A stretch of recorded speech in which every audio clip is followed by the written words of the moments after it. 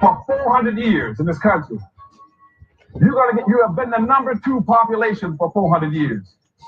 You're going to get kicked out of being number 2. You're going to go down and become number 4.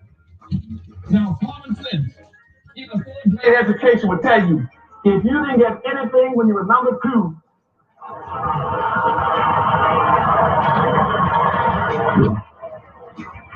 you all jumped ahead of me, but anyway, you can guess what you're going to get when you become number 4. President Biden, do you support reparations? Well, let me, since I haven't spoken on this, got a chance. Number one, the reason we're the country we are is because of immigration. We've been able to cherry pick the best from every single continent. The people who come here have determination, resilience. They are ready to stand up and work like the devil. We have 24 out of every 100 children in our school today is Hispanic. The idea that we are going to walk away and not provide every opportunity for them is that not only stupid and immoral, but it's bad for America. They are the future of America. Systemic racism that has plagued our nation for far, far too long. I've said that over the course of the past year that the blinders have been taken off the nation, the American people. But what many Americans didn't see or had simply refused to see couldn't be ignored any longer. Those 8 minutes and 46 seconds that took George Floyd's life opened the eyes of millions of Americans and millions of people around all over the world. It was the knee on the neck of justice, and it wouldn't be forgotten. And it's not white Americans' fault, but just a fact.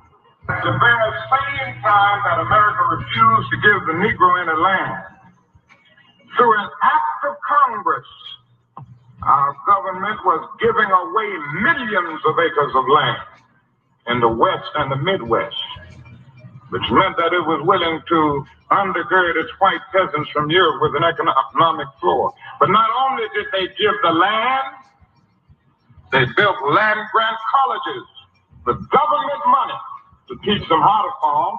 Not only that, they provided county agents to further their expertise in farming. Not only that, they provided low interest rates in order that they could mechanize their farm. Not only that, today, many of these people are receiving millions of dollars in federal subsidies not to farm, and they are the very people telling the black man that he ought to lift himself by his own bootstraps. Now, this is what we are faced with, and this is a reality. Now, when we come to Washington, in this campaign, we are coming to get our check. We are owed $104 trillion on the very low end, plus $735 billion recurring. This number does not include the cost of about 50 Black Wall Streets that were decimated, nor compound interest from 2017 when Sean D. Rochester's book, The Black Tax, was published, nor the cost of Black life, nor the cost of living increases, nor the war on drugs, nor the current day pandemic. The number I'm working with is for slavery, Jim Crow, and accrued ongoing systemic racism, oppression, and disadvantage in the country our ancestors built with their lives. If you believe in this number as I do and would like to join me in the fight for reparations, please email me at friendsofadostv@gmail.com. That's friendsofadostv@gmail.com. Good evening on the West Coast. Good evening in the mountain. Hey, good evening on the East Coast. You know exactly who it is, family. Angela Nirvana. Your hostess with the mostest on the reparationist perspective, bringing you those Adocs hot topics and making the case for reparations, weaponizing the vote, and socializing the suffering family. I'm here for part 2, family. I'm on fire. That George Floyd energy is, just animating me, giving me all I need to keep going. But that brother, for the people, power to the people, family. I see you, Debonair Ward, Joel Jones, my diaper buddy. What's up, family? Trey X80OS, Debonair 1. I see you, my loves. I see you. Karma Callie, what's up, my loves? And all of you have yet to chat. Welcome to the live, each and every one of you. Thank you, thank you, thank you. If you didn't catch my first series, I'm trying these new series. I've got all these God ideas that just want to be made manifest. And of course, I don't know how to do anything subtly. I got to roll out 2 series in one, in back to back. I mean, y'all know how I am. The stakes are so high. We are officially at George Floyd 9:29. I thought it was 8:46, but I've been learning during the trial that it was 9 minutes, 29 seconds to our brother's neck to expire him. It was first-degree murder, but I'll take second-degree in 40 years in general population. Yes, I will. So all of my energy is surrounding that. All of my efforts, all of my prayers are around the God in me, speaking to the God in every one of those jurors to give that brother second-degree murder, which comes with 40 years. Yes, indeed. So I know that as humans, we miss it. But that God within each and every one of us, that God said made us the best of all creation, I can speak to that. I can speak to that, and I am speaking to that daily and often for justice for George Floyd. Yes, I am. So without further ado, family, we're at 7 o'clock. This is part 2. This is a new series called Immigrants If It Weren't for Adocs. Because, folks get confused until it's happening to them. They get very confused until the chickens come home to roost. Now the Asian folks are being treated like Adocs. Everybody wants to run an ally. Not everybody, some. And others want to blame us for the anti-Asian race crimes. When we all know that 68% of their assaults are verbal. And they've got protections from the Biden administration that Adocs don't benefit from. So I decided to start this segment because it is imperative that they understand that we are their reparations, that they need to be allies in this fight for our social and economic justice, which has been legislated out by way of institutional systemic racism. That's the fight to be having, not allowing these race soldiers whom you benefit by and large from to the tune of $387,000 median income throughout the country. You make more than many of them. And so instead of calling that white inferior out, you want to try to get in bed with white inferiors to blame Adocs, to take away from the Black Lives Matter narrative and deny us our justice claim, and to help them make us fourth-class citizens in the country our ancestors built with their lives that you benefit from. That's what I see far too many immigrants doing. I see far too many immigrants wanting to sit up here and try to give us that white inferior narrative that we're lazy, no good, no count, are pulling ourselves up by our bootless straps. Yeah, you want to run around and believe that crap instead of doing what some have done. I'm sharing with you tonight, Cheyenne Lin.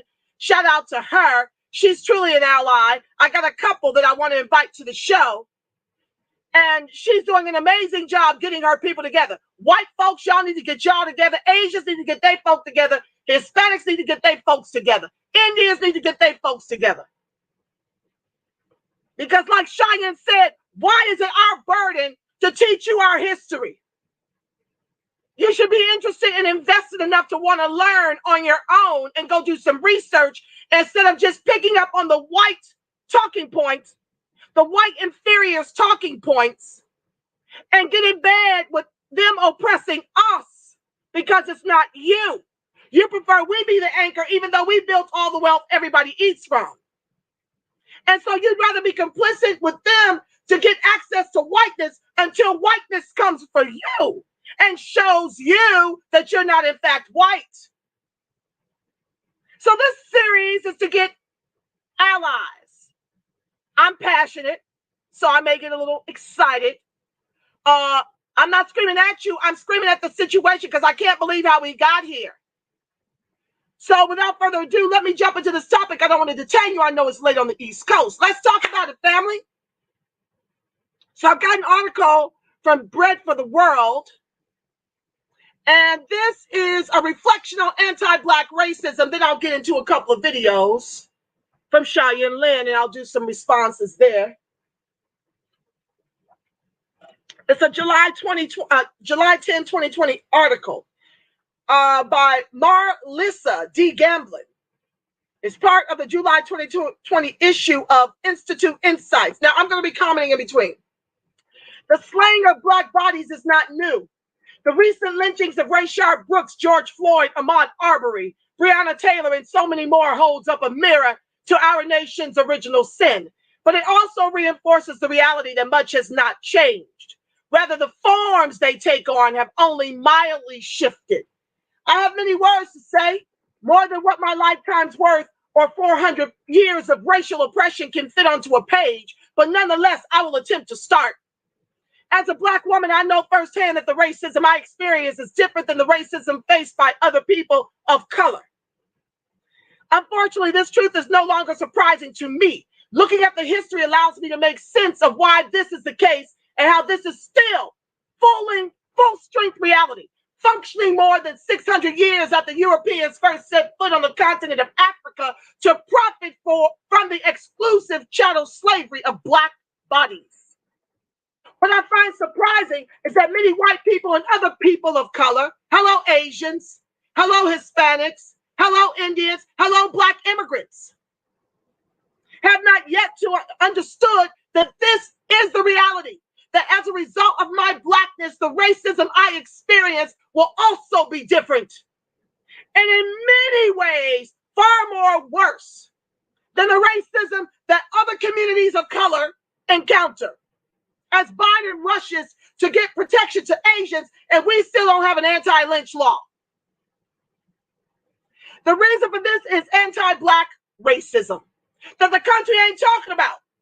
Here we are at the height of defund the police, Black Lives Matter, George Floyd trial, and Biden is still getting praises for what he's doing to help the Asians.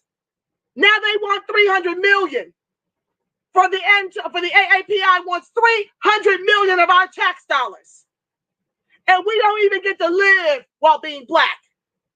We don't get to shop while being Black. We don't get to lay in our beds while being Black. We don't get to jog while Black. We don't get to fall asleep drunk at the Wendy's while Black. But your administration is ushering to give Asians protection when those same agents have been guilty of executing us just like our white oppressors. We're going to get into it. Anti-Black racism is the name of the specific kind of racial prejudice directed towards Black people. Anti-Blackness devalues Blackness, as you saw under the knee of Chauvin for 9 minutes and 29 seconds. Now he's got a defense sitting up here trying to convince you that his underlying health issues killed him when he was living just fine with every last one of them when they approached him. While systematically marginalizing Black people, the issues that affect us, and the institutions created to support us. The first form of anti-Blackness is overt racism. Immigrants, do you hear me? Which is upheld by covert, structural, and systemic racism that categorically predetermines the socioeconomic status of the Blacks in the country. So, let me help you guys. Overt racism is Donald Trump. Covert racism is Biden and Kamala. Overt racism is the Republicans.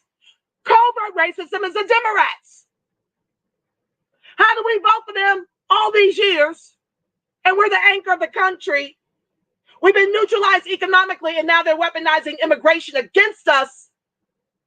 So our vote won't matter to make us fourth-class citizens in the country our ancestors built with their lives to deny us our justice claim. Like Dr. Claude Anderson said at the top of the show, you thought you had it bad as second class, wait till you fourth. Wait till you're begging for your reparations from immigrants in office. You already see what's happening with HR 40, Sheila Jackson Lee, descendant of Jamaicans. She's sitting up here talking about no cash repair with no plan B of how to close the over $100 trillion egregious racial wealth gap. In Chicago, Evanston, Illinois has a $10 million set aside for reparations, but then they want to treat you like children and tell you it can only be used for housing, the portion that they're releasing, which is around $400,000. You can only use your share for housing. I digress. The second form of anti-Blackness is unethical disregard for Black people as seen in the cases of police or civilian brutality against Black bodies. Back in the 1400s, when the Portuguese enslaved other Africans, they coined the term Negro. The word was translated as Black and used to describe the people living in Africa. At that time, people did not see themselves as belonging to the same race as all others in the sub-Saharan region. Of course, they also did not see themselves as belonging to an inferior social group.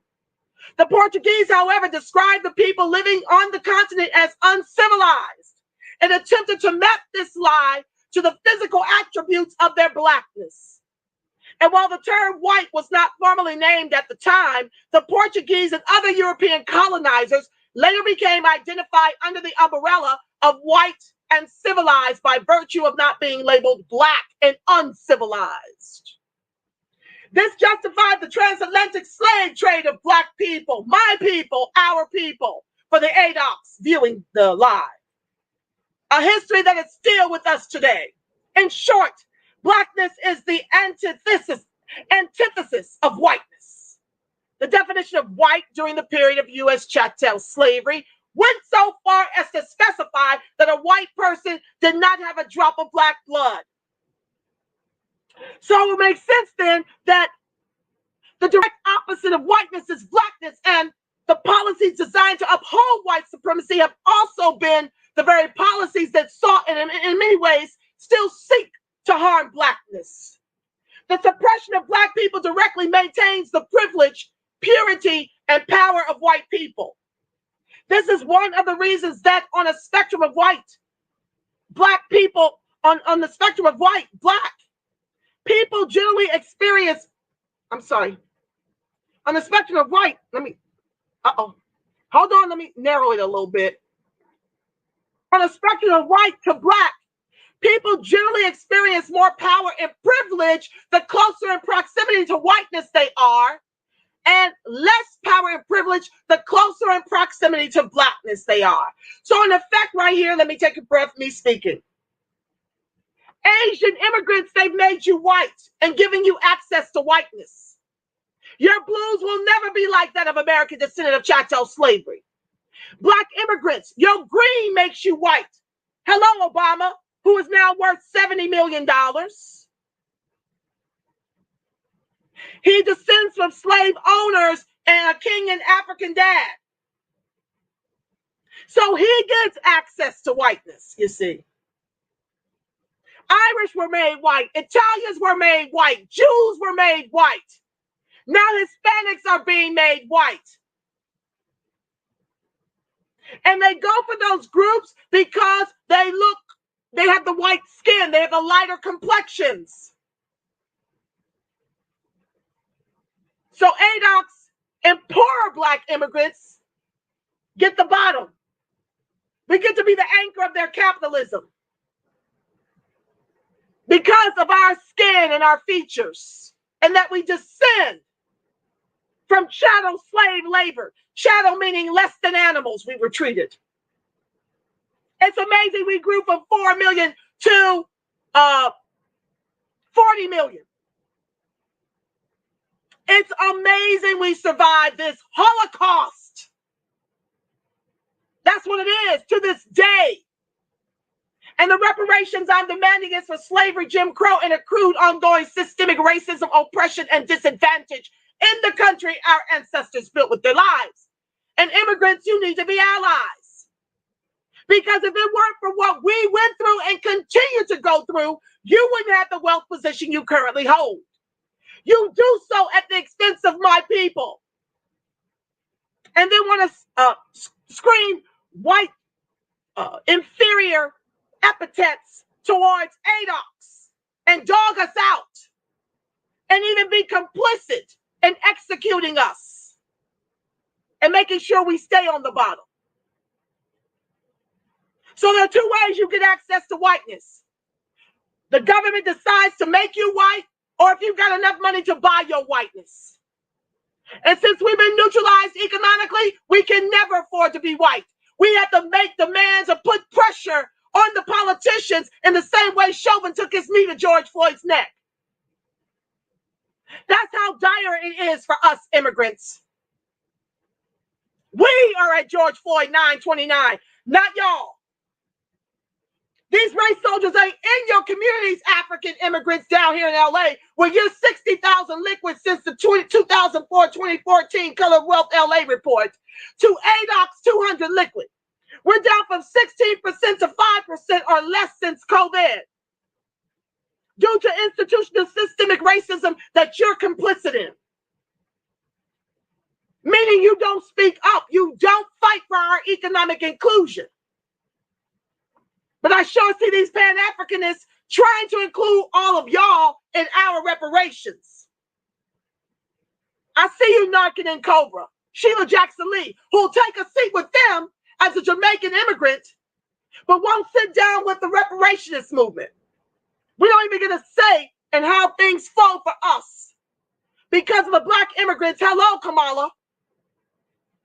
Within one generation of your family being in this country, you come from East Indian Brahmin caste. That's white in your country of India. We would be, as Martin Luther King Jr. called us, Dalits after he visited India. That is who Adocs is in India. Bottom caste. So it's no wonder she can laugh and chuckle about throwing poor black mothers into prison whose children are truant at school because they've got, pick an issue. When you're poor and you have to hustle several jobs, you can't be home to get your kids off to school on time, or when your kids got health issues because you don't have superior health care, it might be free, but it ain't worth a damn.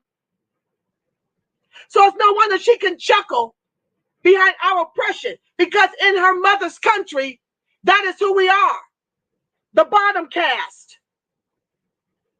So she can go over here and become Ski-Wee Howard Bison all the way up to one generation within the stone's throw of the presidency. What American descendant of chattel slavery do you know has gotten within a stone's throw of the presidency?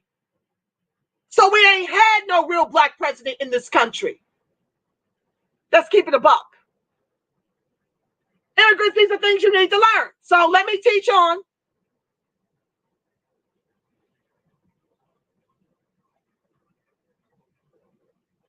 I'm sorry, I lost my place. Okay, there it is. This is also seen in the construction of systemic racism, whereby policies were deliberately designed to oppress black people while centering and upholding whiteness. If you came over here at the 65 Immigration Act, that ain't your people. Why would you be entitled to reparations? Now, some of you experienced Jim Crow. Some of you, I hear, may have been enslaved, but that can be worked out in the details, right? But the bottom line is, Narcan and Cobra and Sheila Jackson Lee should not be fighting for your inclusion in a cashless reparations package. I don't get to go to the Caribbean and get a part of CARICOM. Nobody paid me as part of the Japanese internment. Nobody paid me for the Jewish Holocaust, and nobody paid me for the Indians, who, oh, by the way, owned us and denied our own Cherokee, Creek, and Seminole Indians the reparations they were owed while making $5 white Indians, who benefited from our reparations that they're still begging for to this day. Back to the text. Policies were deliberately designed to oppress black people while centering and upholding whiteness. This was the case with U.S. chattel slavery, sharecropping, Jim Crow policies, New Deal legislation, redlining, the separate but equal doctrine, over-policing and mass incarceration, employment discrimination, voter disenfranchisement, and many others. What is different in 2021? Immigrants.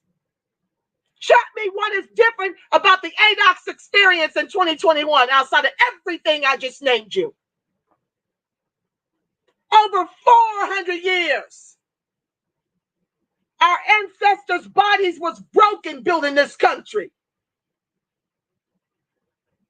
And y'all want to come over here and not do a damn thing about your privilege at the expense of my people and wonder why I come for y'all. Instead, it's just easier and more convenient for y'all to call me a xenophobe. I don't give a damn what you call me. Okay? That's not what I'm here for. I'm here for Adocs. And if you're interested in learning how to become an ally. Okay? Let's see here. These policies were anti-Black, meaning they were designed to target the Black community and center whiteness. And while they certainly negatively impacted all communities of color, it makes sense that the people who are hurt the most by these policies are Black or Adocs. I'm going to be using Adocs in place of Black for this article. That means American descendants of chattel slavery, for those of you who are new to the show. At their core, these policies were anti-Black. More than 400 years of unresolved anti-Black policies is the reason we see the Black community experiencing the highest levels of police brutality, the highest levels of poverty, the highest levels of the private prison industrial complex, the highest levels of the preschool to prison pipeline, the highest levels of unemployment, the highest levels of underemployment, the highest levels of redlining into environmentally racist communities and tenement housing. That was my contribution to her police brutality, in case you were wondering. That's me reading off the dome. Perhaps the most beautiful form of anti-Black racism is the historical lynching, which has now taken different forms, as we can see by the police shooting us, putting knees to our necks, putting batons up against us, tasering us. I mean, pick one. Lynching is defined as someone being put to death without court or legal sanction. As I sit here writing this, I acknowledge that my own body, a product of Blackness, is all too susceptible to this very same violence in this country today. The race soldiers' bullets don't ask me about my pedigree. They don't ask me about my degrees, whether I'm a homeowner, whether I'm a mother, how much job experience I have. We saw the sister over in Philly during the Black Lives Matter protests. She went on the opposite side of town to get her nephew and was trying to take a back way to get out of all the blocked up streets. The race soldiers pulled her over, broke her windows. Her toddler was in the back seat. They dragged her and her nephew out the car and then held the baby in a photo op to pretend that the woman let her baby free in broken glass from the Black Lives Matter protests to Rome at 2:00 in the morning. That woman was a professional. I think she was in the medical field. That could be any one of us, could have been George Floyd. Any one of us could have been Sandra Bland, Breonna Taylor, Ahmaud Arbery, Elijah McClain. According to the Equal Justice Initiative, lynchings were violent and public acts of torture that traumatized Black people throughout the country. Why do you think the people were immobile when it came to that Chauvin taking the life of George Floyd? All of the terrorism that we've been seeing by design of government-sanctioned executions while Biden gives protection to the Asians.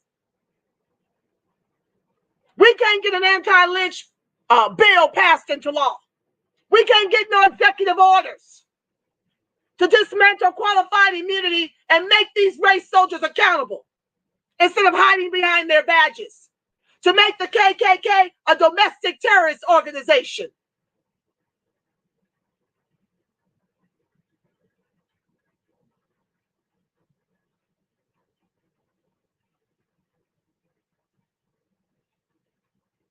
I'm trying to find my place, y'all. Give me a second. Lynching took place in the United States. According to the Equal Justice Initiative, lynchings were violent and public acts of torture that traumatized Black people throughout the country. Lynching took place in the United States well before the Emancipation Proclamation, but it increased sharply during the period 1880 to 1940. Where were you, Black immigrants?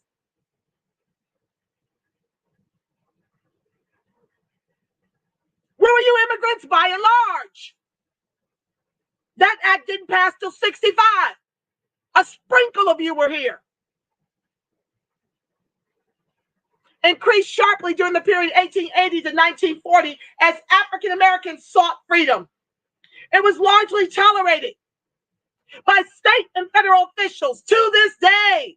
Historically, police were complicit with lynching, whether by participating themselves or by allowing the violence to take place.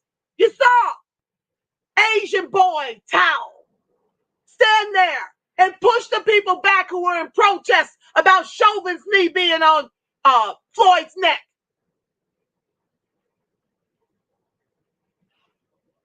That's far too many immigrants in this country. I'm talking to y'all. Far too many towels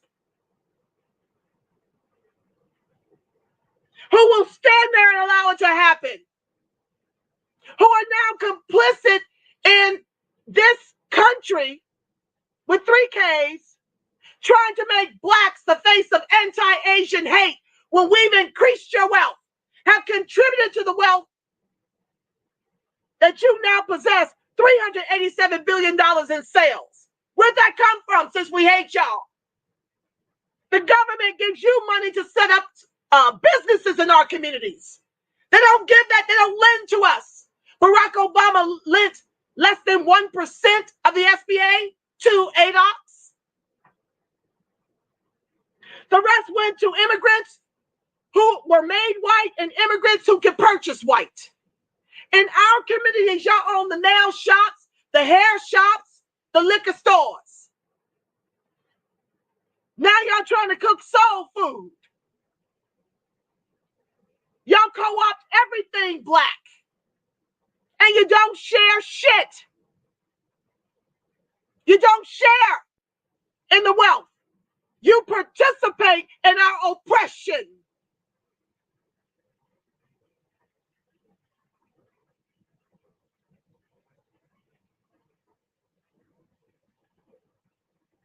Historically, police were complicit with lynching, whether by, In fact, as many as 75% of the lynchings have had the direct or indirect assistance of law enforcement. And we see police involvement and complicity in killings today. Perhaps the main difference today is that a fraction of these injustices has been filmed and posted on social media for millions to see. Per the definition of lynching, none of the killings were connected with a judicial proceeding or court order. They were examples of public acts of torture of Black bodies. This shows that anti-Blackness is not simply the racist actions of a white person, nor is it systemic racism alone. As scholar Nicholas Brady explains, it is also the paradigm that binds Blackness and death, where one cannot think of one without the other.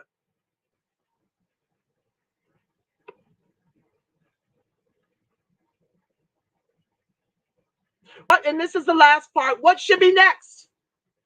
Let's see if there's some way for us to work together, immigrants. We must center Blackness and anti-Black racism. Everyone must lift up anti-Blackness because it is a specific type of racism that must be centered if racism is ever to be defeated. So if you don't want the chickens to come home to roost for you immigrants, you need to get in this fight with us for economic and social justice. Because as you can see, the white inferior racist in this country will come for you next. They're already discriminating against Black immigrants coming into the country while giving access to those they can make white. You either have greed or you don't look like us. So y'all can continue this divide and separate and try to assimilate into whiteness all you want. But the chickens will come home to roost for you as they have the Asians. Okay? Once we center Black people in the anti-Black racism they experience in our analysis and our decisions, then our goal for every policy and program will, by definition, require us to dismantle white supremacy and the policies, practices, and cultures that uphold it. Number 3, we can no longer afford to say only racism. Instead, we must specify anti-Black racism to acknowledge the difference that holds Black people in oppression. We must say it, we must name it, and we must walk in boldness to address it. Since y'all want to be allies now, I'm giving you your marching orders. I'll paste the link so you can get your people together. We can no longer say only people of color, which is too general and doesn't center anti-Blackness. We must name Black people. One phrase that does this is Black, Indigenous, and other people of color. My name is American descendant of chattel slavery, also known as Black American descendants of chattel slavery, also known as foundational Black Americans.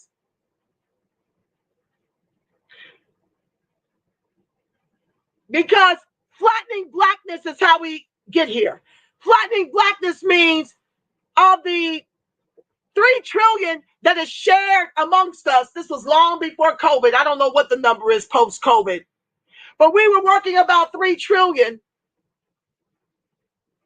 okay, as a group, to white folks over 100 trillion. It's less than that since COVID. But of that 3 trillion, 10% shared 2.3 trillion and 90% shared 700 billion. So Black immigrants, by and large, with some celebrity, Adocs celebrity exceptions, sharing $2.3 trillion, while those of us, the 90% who built all the wealth in this country, with some exceptions of Black immigrants being in that pool, share less than 700 billion.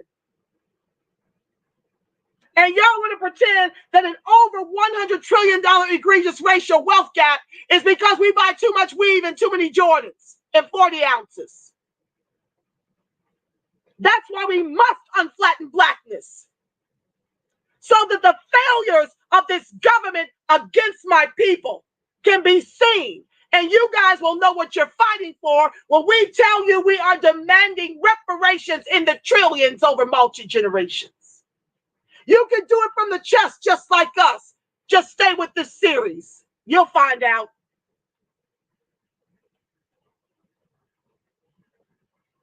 This is the only way our orientation to racial justice can change. Number 5, lastly, this commitment to Black lives and Black bodies cannot be just another fad. Get your people together. There has been a concerted effort to oppress Black people in this country for more than 400 years. There needs to be an equally concerted effort to redress this oppression of Black bodies for the next 400 years, if necessary. Oh, it will be necessary. This will require a genuine commitment from everyone in every sector and at every level if we are serious about Black lives and reversing the anti-Black racism that is experienced by those of us who proudly wear this Adocs skin. Let me copy and paste this and put it in the chat so y'all can make copies and give it to your people if they're interested. Otherwise, this too will come for you. Just ask the Asians. Greetings to you, one and all. I'll be back over. I got to keep the show moving because I got a couple of tapes to share you by the beautiful Ally Cheyenne Lin. So let me cue that up. She does an amazing job, family. And she does an amazing job getting her people together. Perhaps you can take notes and do your viral videos and get your people together. If each one teach one, we'll get there together and crush the backbone of white institutional systemic racism in the country our ancestors built with their lives. I'm just passionate. I'm not screaming. This is just how I talk when I'm animated and passionate. I love you guys for watching. I'm grateful to you for giving a damn. Thank you. I really am.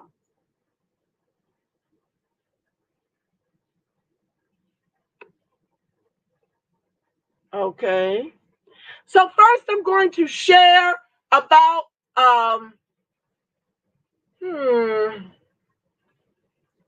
anti-Black racism in the U.S. Let's do that one first. And then I'm going to share her video on anti-Blackness in the Asian American community. Okay, let's get it going. I will be pausing in between when I feel when the spirit leads me to make a comment. I'll pause it, make my comments, and cue her back up. She's amazing. I just discovered her. I don't even know how. Somebody probably shared it with me. How segregated we are and how much racial tension there is. A lot of people who go and visit the US think it's so strange how segregated we are and how much racial tension there is.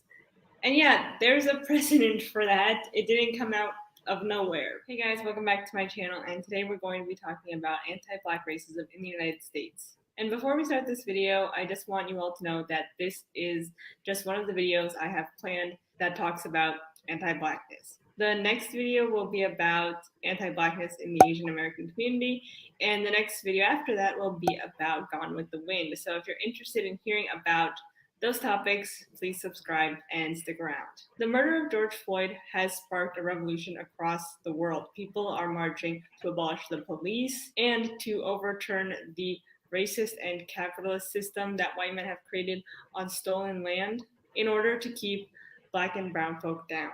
It's honestly amazing to see so many people out in the streets, looting, rioting, fighting. The people on the front lines facing the literal US military will go down in history as heroes. But I'm not here to talk about the protests. Instead, I want to delve into the history that led us here. I think a lot of people outside of the US, as well as in the US, have no idea how racism and anti-Blackness came to be or how white supremacy works here. So I thought I'd make this video to talk about the covert and overt ways white supremacy operates in the US to help educate people both in and outside of the US. And know that this is only one short video.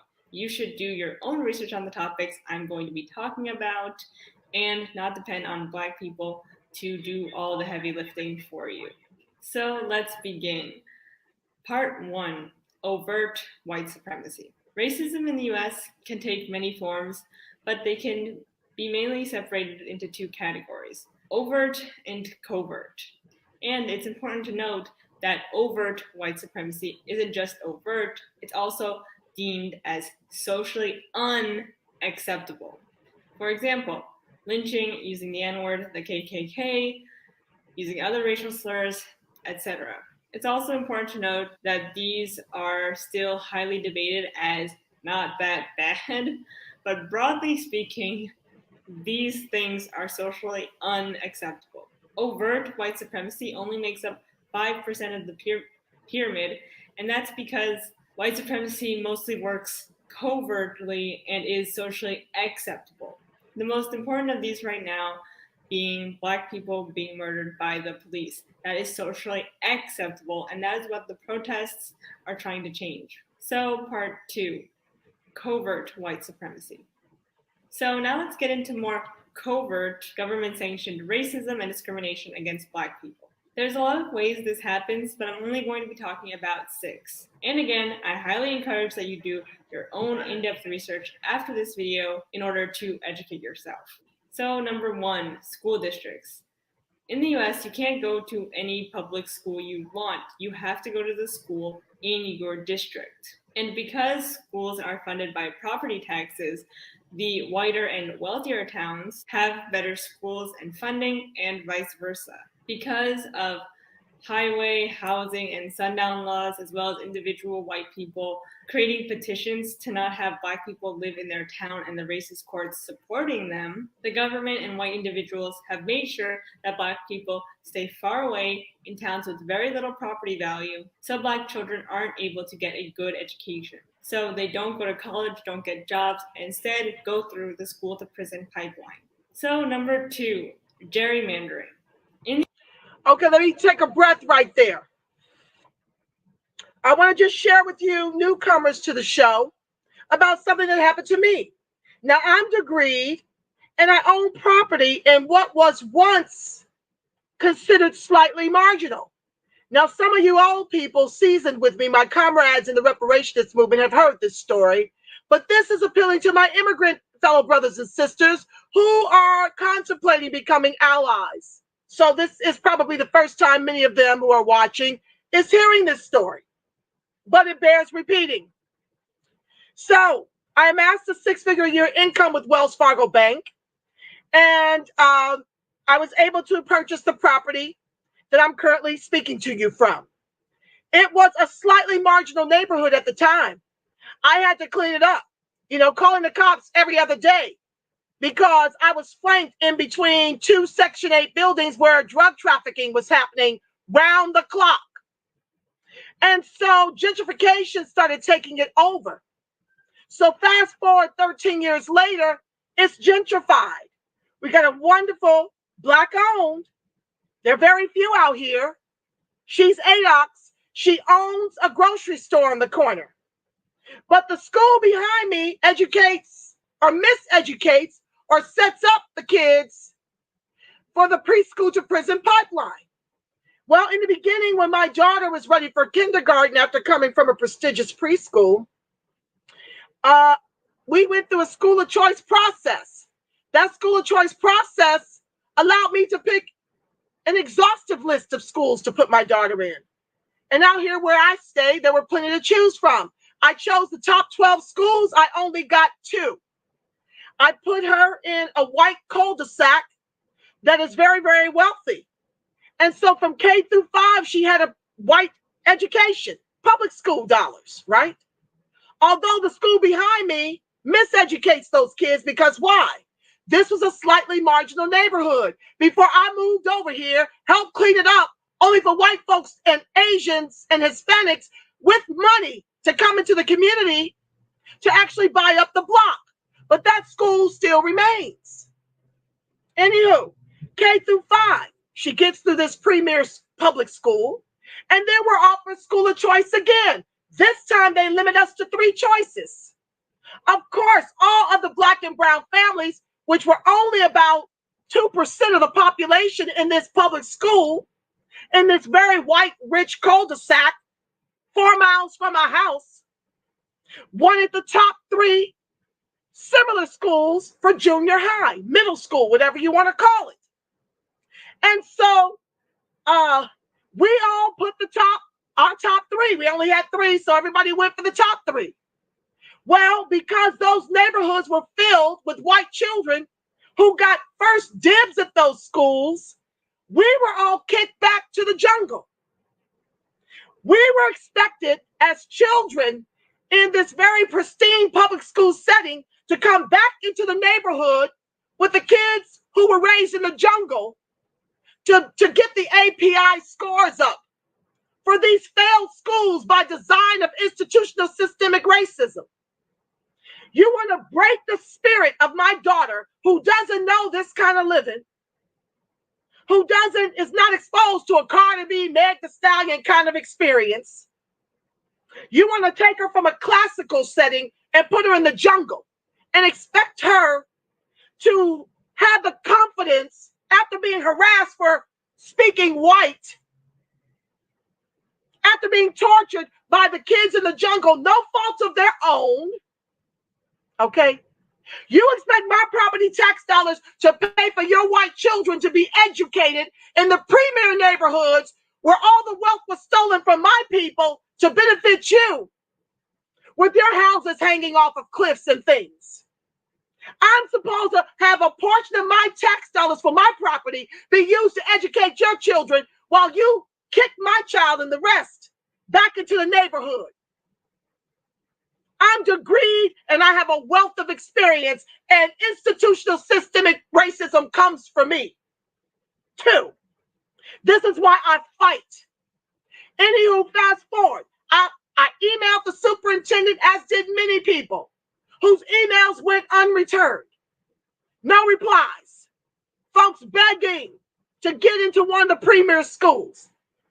So the mother I am, the educated Black woman I am, the educated Adocs woman I am, showed up to a meeting where the superintendent whom I had written was going to be. Meeting with who? The white, pristine, premier parents of the Long Beach Unified School District. Then I showed up. And the minute I opened my mouth, he knew my name from my tone, because I write like I speak. So he knew, miss, yeah, that would be me. I got your email. Well, you never responded to my email. I'll be right with you. I think it's best you get with me sooner than later, because I'm about to lose my mind up in here. And so he quickly rushed through the meeting with the white people and then came to see me. I'm explaining to him how I want my daughter in the #1 school in the district, 4 miles from my home. There's no room in the inn for my child. And I not only wanted it for me, but another parent who I've been co-parenting and picking up ride shares with our daughters since they were in preschool. And so I was getting 2 children into a better school, because she was much more calm, cool and collected. I'm not the one or the two. He ended up putting our children in a better school, in a better neighborhood, 20 miles each way from our home without a bus. So this is what our Asian ally, Cheyenne Lin, do subscribe to her channel. This is what she's speaking of when she talks about the school districts that are preparing prison to pipeline for American descendant of chattel slavery, because they've neutralized us economically. Moving on. In the US, voting districts are extremely important. If you win the majority of districts, your party wins. And you're probably thinking, how do we create these districts in order to make voting fair? We don't. Politicians draw district lines in order to manipulate the outcome in favor of themselves. That is gerrymandering. And this usually means drawing lines racially in order to suppress Black voters so they have very little or no say in their local and national elections. So number 3, government-sanctioned death. The US doesn't just allow... Okay, I need to comment on gerrymandering. Now, the new way in which they're trying to neutralize our vote is to use you, immigrants. Instead of making us American, instead of paying our reparations, Biden and Harris have a plan designed to bring in 22 million more of you. You are currently standing collectively 70 million to our Adocs 35, 40 million. And as you see, we're a shrinking group because of the abortion clinics and the government-sanctioned executions and the Black-on-Black crimes and murders, where they've robbed us of education, like I just shared about, by redlining us into poorer districts and channeling the money from those schools to fund the chartered schools and the public schools in the white communities.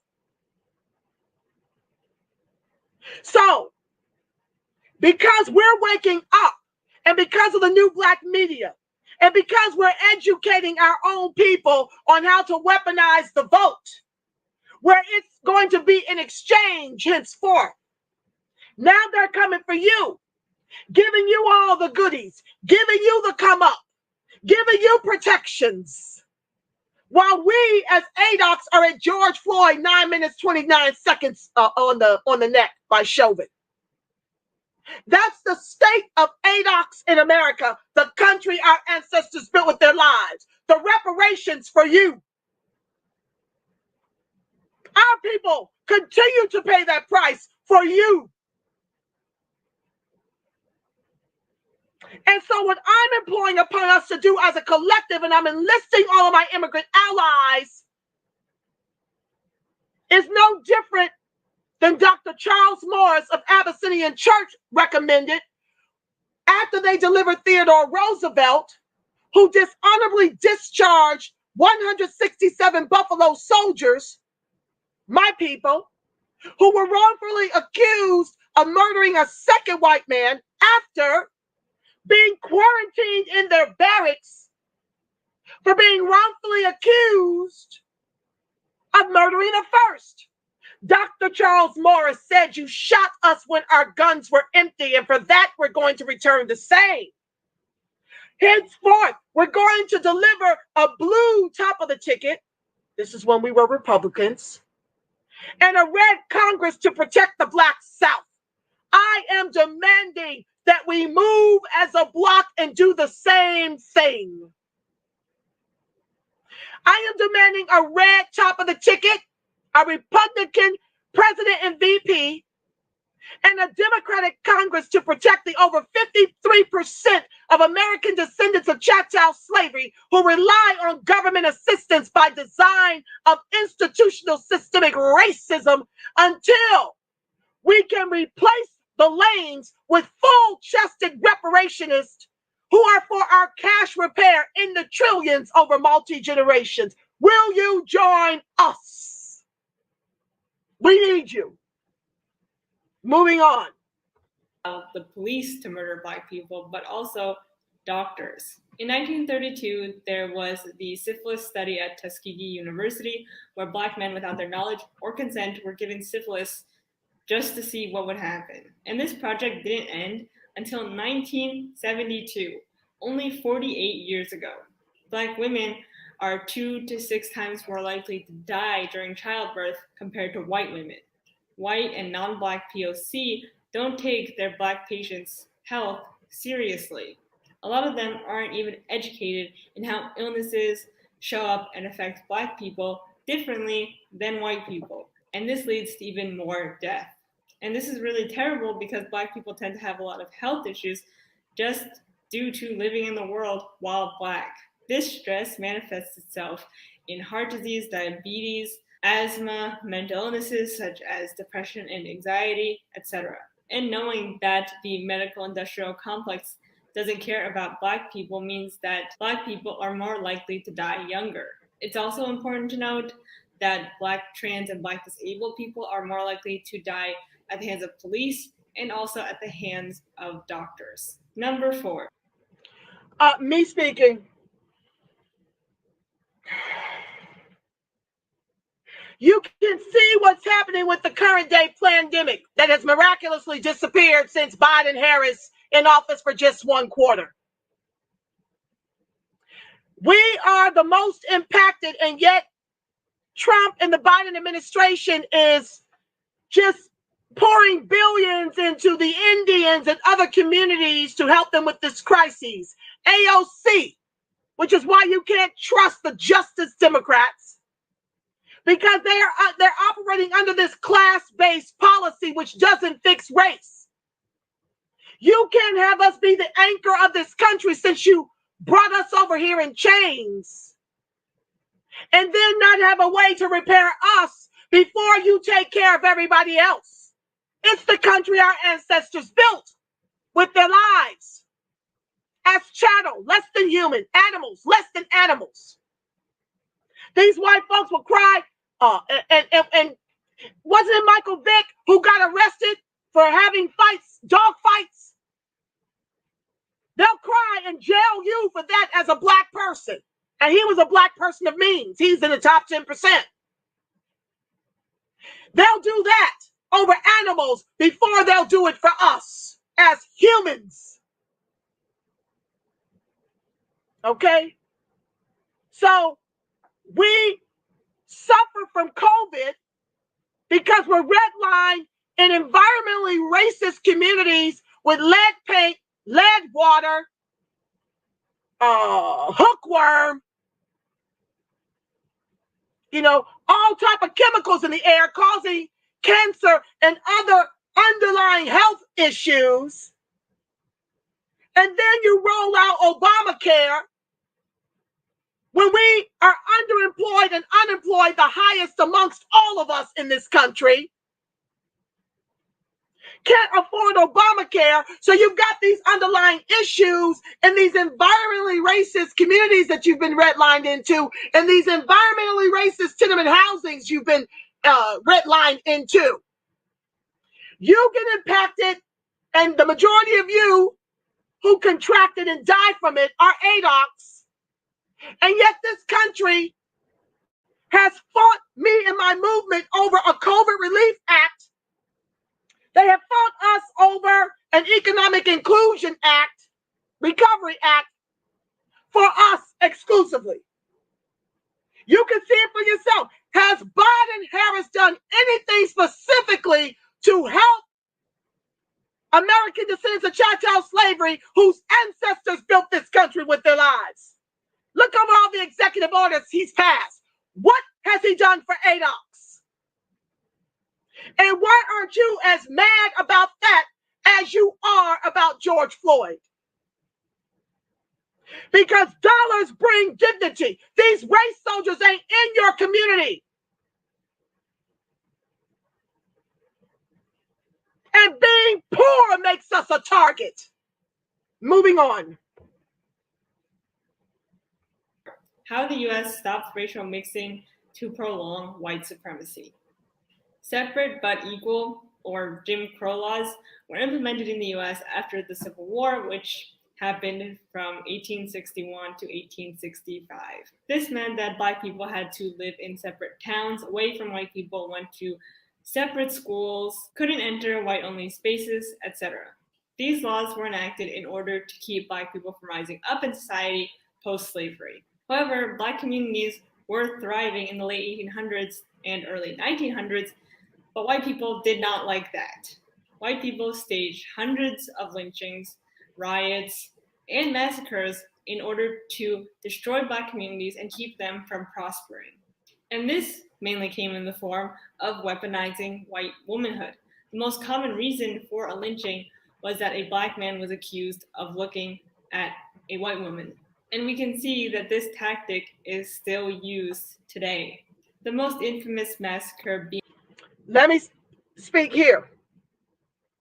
Many believe that this is why Chauvin killed George Floyd.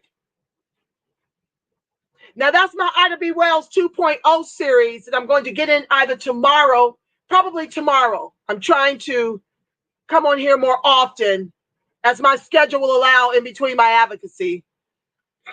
I'll try to get back over here. But I do believe, and I'll read that article tomorrow, that the man retracted that statement. But in the beginning, rumor had it that Chauvin and Floyd were security guards in some of the local dance halls in town. And Floyd messed with white and other women. You know, you're in this country, your complexion and your features and where you're hailed from gives you access to whiteness. You can be made, you can just be made white. So, you know, he was dating what was considered white women. And it was believed that Chauvin was jealous of that. Now, Chauvin himself was married to a Latin woman. But that doesn't matter. That doesn't change you from being a white inferior just because you marry outside of your race. It doesn't mean that you love the people just because you marry outside of the race. She subsequently divorced him after he executed George Floyd. But rumor had it that that is one of the reasons why he took the life of George Floyd. We'll get into that tomorrow when I do day 2. I have to look at day 2, today's trial, and compile my notes to have that show tomorrow when I also introduce other facts surrounding the case, okay? But I just want to let you know that what she's sharing about in this segment is true to this day. It doesn't matter how many successful interracial relationships you see. it is still hated by many white inferiors to our peril. Being the one that occurred in Tulsa in 1921 for this very same reason. Black Wall Street, as it was known, was burned and bombed to the ground by white people. Black businesses were destroyed, and all that wealth that they accumulated was lost. Segregation laws, which were already enacted during this time period, began to take an even fuller effect as Black bodies were more policed than ever before. Black people were and still are treated as second-class citizens even after they built this country with their blood, sweat, and tears. And side note, Black bodies are still being used to build this country, especially when it comes to pop culture and consumerism. Not to mention the prison industrial complex, which is basically slave labor. But to get back to government-enforced segregation, there were miscegenation laws in the US for the better part of 3 centuries. These laws meant that people of different races couldn't get married or have a family. And this law was not overturned until 1967, only 53 years ago. And let's talk about how Black women can't even find a partner of their same race, because if you didn't know, there are more than 1.5 million Black men in prison. Can you even imagine that? That's how much the US white supremacist government wants to kill the Black American population. Separate but equal continued post-World War II as Americans reaped the benefits of the Highway, Housing, and College Acts, which conversely put Black people in an even worse socioeconomic position. And while on the subject of war, the US military preys on young Black men because they not only see them as disposable, but also their most desperate recruits. And today, post-Jim Crow, post-World War II, Black people still can't go to the good school districts. Black single mothers are put on probation for months, if not years, for trying to get their child into a better school district, while white women get community service. Black people are still getting killed by the police, by their doctors, and their votes are still being suppressed.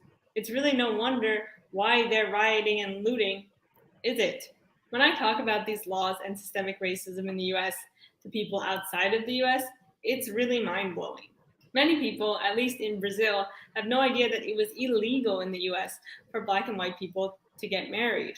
Many people think that segregation is only shown in movies to cause drama.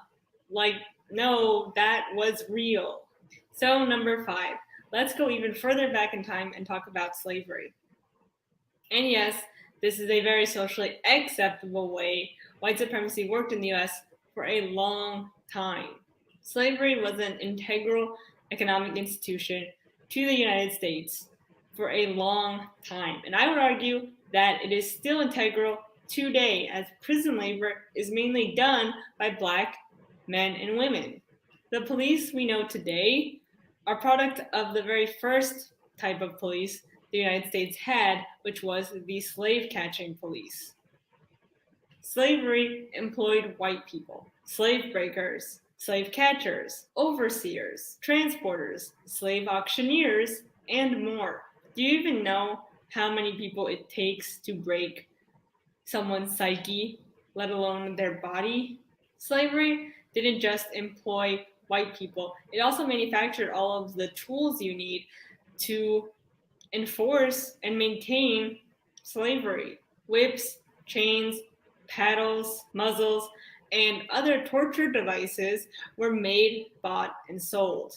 It wasn't just the products of enslaved people's labor that kept the US economies going, but all of the jobs and products it created that also in turn created wealth for white people who weren't plantation owners. And yet, through all of the abuse and torture, slaves still revolted and freed themselves. And the descendants of slaves walk among us today. So 6, and my last and final point, is just about how I have one more point to what she was sharing about slavery. Oh, Lord, what was it? It just left my mind just like that. Oh, upon our emancipation, Abraham Lincoln gave us 40 acres and a mule for our service in the very war that we fought for our own liberation from the South. We got that 40 acres and a mule, and Andrew Johnson, after he was executed, took office and took back the 40 acres and a mule and gave us Jim Crow, gave us convict leasing, gave us sharecropping. It was so heinous. I don't have time to delve into it right now, but I'm absolutely going to be educating you on every facet of how American descendants of chattel slavery built all the wealth that you and white folks eat from, and how we've been made the anchor of white capitalism in this country. But once Andrew Johnson took that away, he gave the Homestead Act to white immigrants and white slaveholders alike. 93 years of the Homestead Act to get them in position. So it was our seed of slavery that these white folks and you as immigrants now benefit from, that return on that investment in my ancestors' black bodies. Which is why you need to be an ally and in this fight for our social and economic inclusion in the country our ancestors built with their lives. Moving on. How individual white people hold up white supremacy. As an ESL teacher in Brazil, I used to get a lot of questions about the N-word. If they could use it, what it means, is it the same as negro or negra in Portuguese? And I always gave them the same answer. Just don't say it. A lot of young people in Brazil love trap music, rap music, and hip hop because of TikTok. They watch their favorite white TikTokers lip sync to Fetty Wap, and they think that it's really cool, and they want to say the N-word too. And it's like, you can't. And if you are truly an ally of BLM, that's the only explanation you need. As for my older generation of viewers, go to your grandma's house or even your mom's house and look for racist relics of the past. A mammy doll, black marionette dolls, a black caricature etched into a box or vase, a horribly racist children's book about savages living in the dark continent. Trust me, I'm sure you'll find at least one.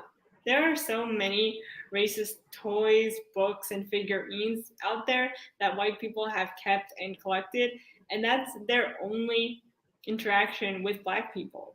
It's honestly extremely frightening. Anyway, we have reached the conclusion.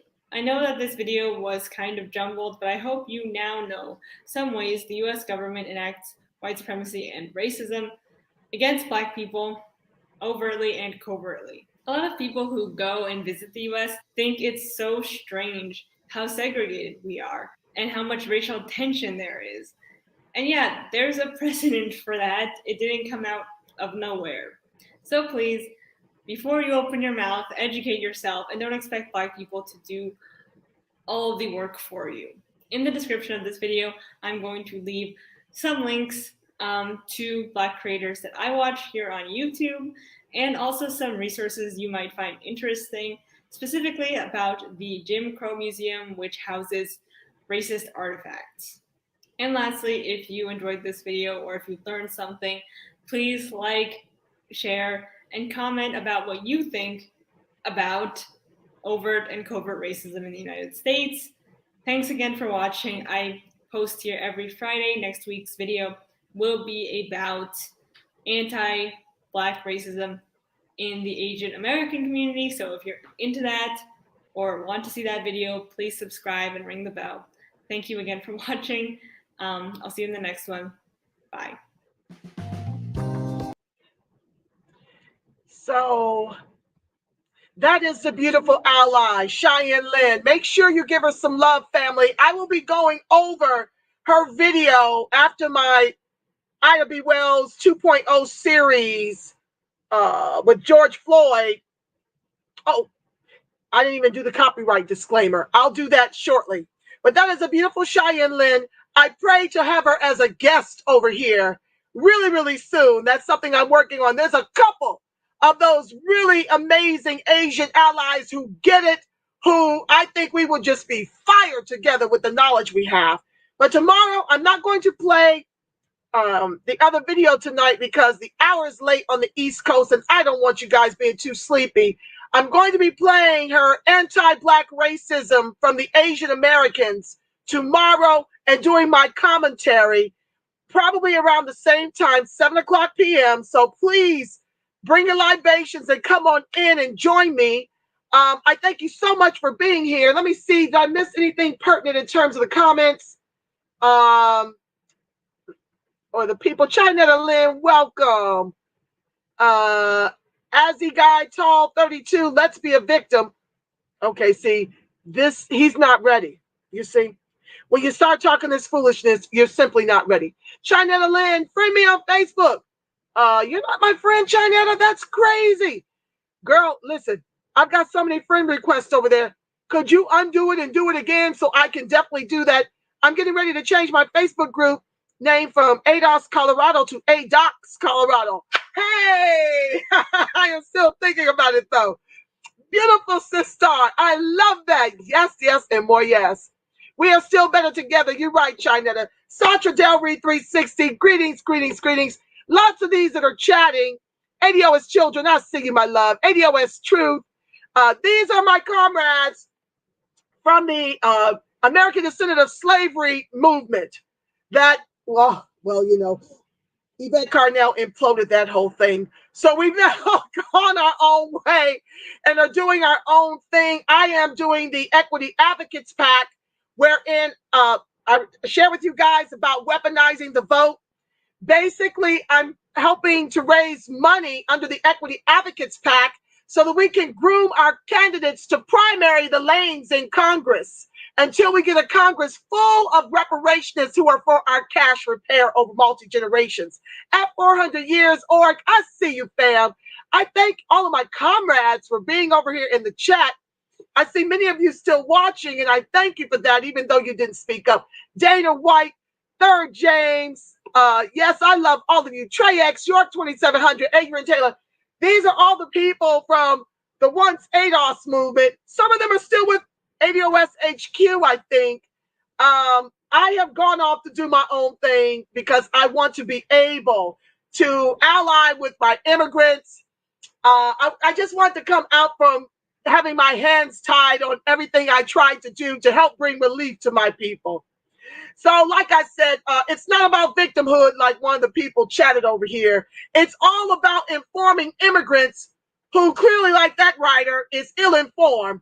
There's nothing victim about a people who have pulled themselves up by their bootstraps to the tune of 40 million in the country our ancestors built with their lives.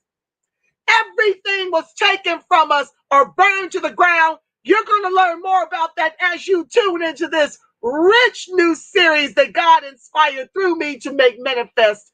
I can't thank you enough for even giving a damn and being over here to learn. I'm very passionate, but a victim I am not. I'm just here to bring you the TR Ruth so that you can get in this fight with us and understand my strategies. Understand what I'm imploring upon you to do. I added the C for chattel, and the reason being is we were threatened lawsuits if we continued with the ADOS acronym. That's the hashtag Yvette form. So she threatened lawsuits if we continue doing ADOS when we weren't with her HQ, of which I'm proudly am not. And the C is for chattel. It puts up a more secure gate. I've been in certain circles, in certain interviews, and I've been told by white folks that they too are American descendants of slavery because of their indentured servitude. You can't compare the two. You can't be compared to be treated like a machine or like a farm animal to being paid as an indentured servant. So chattel is something you clearly can never claim. And that's why I termed us American descendants of chattel slavery. ADOS, that's what I do now. Even though you still see some remnants of ADOS in some of the things I do, like the Friends of ADOS TV at gmail.com. I thought I typed it in here, but for kicks and giggles before I go, I'm going to do that. And with that said, family, I'm not going to detain you. I'll be here. Let's just commit to tomorrow. Tomorrow's what? Tomorrow's Wednesday. I'm going to do my homework tonight, and I'm going to bring you more of the way I see it on the very rich George Floyd case at 6 o'clock p.m. Pacific, 8 o'clock Central, and 9 o'clock Eastern, followed up by this new rich series, Immigrants, If It Weren't for Adocs. Okay? I hope to see you then. Before I go, it's customary for me to put a covering over all of you. So let me just say a prayer over all of us to remind you of the truth of who you really are beyond how you identify, okay? I want to tell you that the light of God surrounds us, the love of God enfolds us, the power of God protects us, and the presence of God watches over us. Wherever Adocs and its allies are, God truly is, because guess what, family? You are the face of God. Yes, you are. You are the voice of God. You are the body temple of the Spirit of the living God. Until tomorrow, family, you make it a beautiful, God-inspired rest of the evening. If no one's told you today that they love you, know that I love you, Black. I love you strong. Peace. Ciao for now, family. Good night. Love you, love you, love you, love you so much.